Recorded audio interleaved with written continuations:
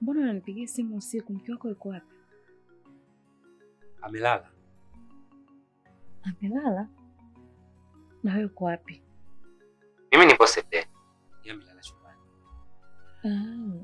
Lakini hata hivyo sio sawa. Kwa sababu kama unakumbuka tulisema Mungu pekee ndio atuongoze. Asa hichi cha kunipigia simu usiku aliyakuwa mke wako amelala. Unakosea. Ndio, ninaelewa. Lakini nashindwa kujizuia kabisa. Maana najikuta ninakumisi tu na natamani kusikia sauti yako.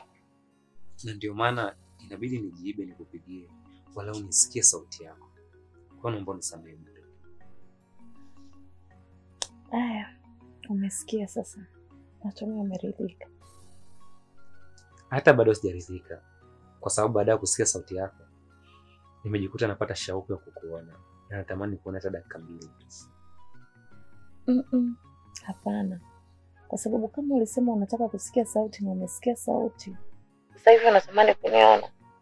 Je, ukiniona si unaweza kutamani vitu vingine tofauti?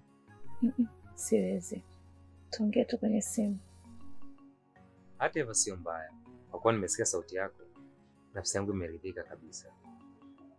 Na sijui kwa nini sijawahi kumpenda mwanamke kama hivyo kwenye maisha yangu. Wewe ndo mwanamke wa kwanza nakupenda kiasi. Hebu acha uongo bwana. Kweli? Sasa kwa nini nikudanganya?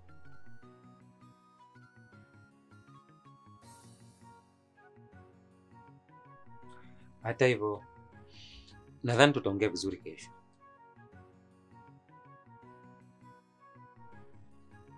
Halo?